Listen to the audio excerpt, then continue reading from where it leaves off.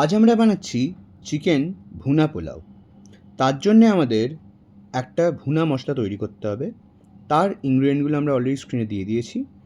এইগুলোকে অল্প একটু নুন দিয়ে ড্রাই রোস্ট করে আমরা গুঁড়ো করে নেব।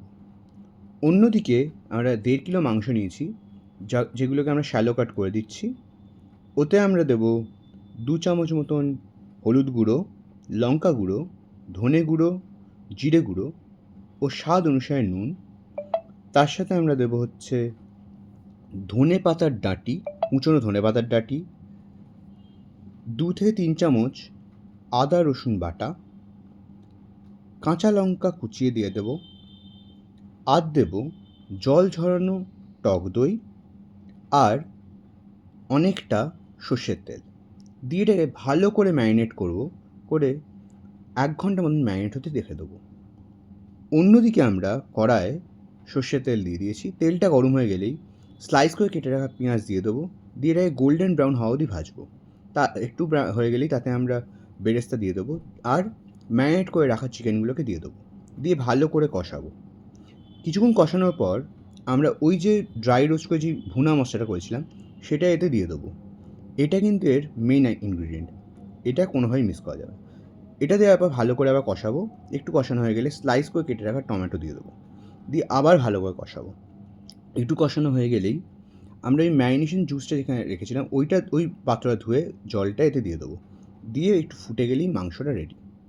মাংসটা তুলে নিয়ে আমরা ওই সেম কড়াতে অল্প একটু ঘি দিয়ে দেবো, আর তার সাথে দিয়ে দেবো এই গোটা মশলাগুলো যেটা আপনার স্ক্রিনে দেওয়া আছে। এটা আমরা কিছুক্ষণ ধরে রোস্ট করব। এইগুলো রোস্ট হয়ে গেলেই আদা রসুন বাটা এতে দিয়ে দেওয়া হবে, দিয়ে এটাকে ভালো করে কষানো হবে যতক্ষণ না আদা রসুনের কাঁচা গন্ধটা চলে যায়। আদা রসুনের কাঁচা গন্ধটা চলে গেলেই আমরা বাসমতি চাল, যেটা 1 ঘন্টা জলে ভিজিয়ে রেখেছিলাম, সেই জলটা ঝরিয়ে এতে দিয়ে দেবো, দিয়ে এটাকে ভালো করে ভাজবো। একটু ভাজা ভাজা হয়ে গেলেই এতে স্বাদ অনুসারে নুন দেবো, দিয়ে আবার ভালো করে ভাজবো।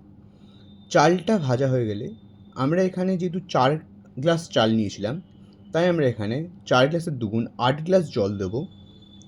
তার সাথে আমরা দেবো 2টো কাঁচা লঙ্কা ও অর্ধেকটা লেবুর রস আর অল্প একটু কেশর দিয়ে চালটাকে সেদ্ধ হতে দেবো। এটা এখন ঢাকা দিয়ে চালটা সেদ্ধ হবে। অন্যদিকে আমরা